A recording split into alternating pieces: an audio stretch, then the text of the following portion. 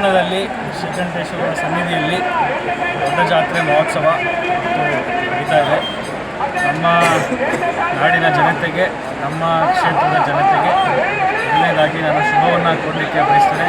ದೊಡ್ಡ ಜಾತ್ರೆ ಮಹೋತ್ಸವದ ಆರ್ಥಿಕ ಶುಭಾಶಯಗಳನ್ನು ಕೊಡಲಿಕ್ಕೆ ನಾನು ಬಯಸ್ತೇನೆ. ಬೆಳಗಿನ ಜಾವ ಸುಮಾರು 4 ಗಂಟೆಯಿಂದಲೇ ಪೂಜೆ ಪುರಸ್ಕಾರಗಳು ಕೂಡ ಪ್ರಾರಂಭ ಆಗಿದೆ.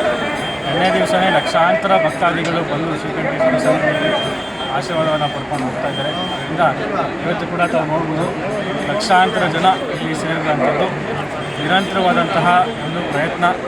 ನಮ್ಮ ಮೈಸೂರು ಜಿಲ್ಲೆಯ DC ರವರು, ADC ರವರು ಸತತವಾಗಿ 2 ಬಾರಿ ನಾವು ಪೂರ್ವ ಸಭೆಯನ್ನು ಹಮ್ಮಿಕೊಂಡು ಜಾತ್ರಾ ಮಹೋತ್ಸವ ಯಾವ ರೀತಿ ಮಾಡ್ಬೋದು, ನಾವು ಯಾವ ರೀತಿ ಯಶಸ್ವಿಗೊಳಿಸ್ಕೊಳ್ಬೋದು ಅನ್ನೋದ್ರ ಬಗ್ಗೆ ಪೂರಕವಾದಂತಹ ಎಲ್ಲ ರೀತಿಯಾದಂತಹ ಸಹಕಾರವನ್ನು ನಮ್ಮ DC ರವರು, ADC ರವರು ನೀಡಿದ್ದಾರೆ. ವಿಶೇಷವಾಗಿ ನಮ್ಮ ಗ್ರಾಮಗಳ, ಅಕ್ಕಪಕ್ಕದ ಗ್ರಾಮಗಳ ಯಜಮಾನರುಗಳು, ಎಲ್ಲ ಹಿರಿಯ ಮುಖಂಡರುಗಳು ಅವರ ಒಂದು ಸಲಹೆ ಸೂಚನೆಯನ್ನು ಕೂಡ ನೀಡಿದಂಥದ್ದು. ಅದರಿಂದ ಎಲ್ಲರೂ ಕೂಡ ಒಗ್ಗೂಡಿಸಿ ನಮ್ಮ ಅಧಿಕಾರಿ ವರ್ಗದವರು ಇವತ್ತು ಜಾತ್ರಾ ಮಹೋತ್ಸವವನ್ನು ಯಶಸ್ವಿಯಾಗಿ ನಡೆಸ್ಕೊಂಡು ಹೋಗ್ತಾ ಇದ್ದಾರೆ. ಇದು ಕೂಡ 2 ಅವರ್ ಆಗ್ತದೆ. ಅದರಿಂದ ತಮ್ಮೆಲ್ಲರೂ ಕೂಡ ಶುಭವನ್ನು ನಾನು ಕೊಡಲಿಕ್ಕೆ ಬಯಸ್ತೇನೆ. ಇವತ್ತು ನನ್ನ ಪುಣ್ಯ, ಒಂದು ಕ್ಷೇತ್ರವನ್ನು ನಾನು ಪ್ರತಿನಿಧಿಸ್ತಾ ಇರೋದು ಒಂದು ಪುಣ್ಯ.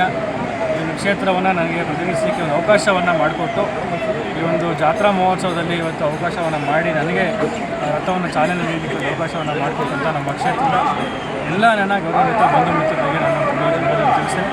ಸದಾಕಾಲ ಚಿರಋಣಿಯಾಗಿರ್ತೇವೆ. ಅವರ ಸೇವೆಯನ್ನು ಪ್ರಾಮಾಣಿಕವಾಗಿ ನಿಷ್ಠೆಯಿಂದ ಸದಾಕಾಲ ಮಾಡ್ತೇವೆ. ಕ್ಷೇತ್ರಕ್ಕೆ ನಮ್ಮ ಜನತೆಗೆ, ರಾಜ್ಯದ ಜನತೆಗೆ ಸದಾಕಾಲ ಒಳಿತಾಗಲಿ ಅಂತಲೇ ನಾವು ಕೂಡ ಬಯಸುವಂಥದ್ದು. ರಂಗೇಶ್ವರದಲ್ಲಿ ಪ್ರಾರ್ಥನೆ ಕೂಡ ಮಾಡಿರೋಂಥದ್ದು. ಉತ್ತಮವಾದಂತಹ ಮಳೆಯಾಗಲಿ, ರೀತಿ ಒಳ್ಳೆಯ ಬೆಳೆ ಸಿಗಲಿ ಅನ್ನೋದನ್ನು ನಾವು ರಂಗೇಶ್ವರದಲ್ಲಿ ಪ್ರಾರ್ಥನೆಯನ್ನು ಮಾಡಿದ್ದೇವೆ. ಅದರಿಂದ ನಮ್ಮ ಕ್ಷೇತ್ರಕ್ಕೆ, ಈ ಒಂದು ಪುಣ್ಯ ಕ್ಷೇತ್ರಕ್ಕೆ ಇವತ್ತಿನ ದಿವಸ ಒಂದು ಶುಭ ದಿನ.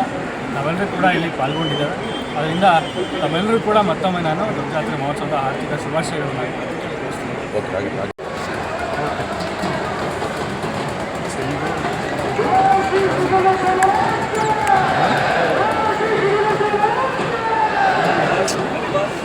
ಗೋಪುರ ಕಾಣಲ್ಲ.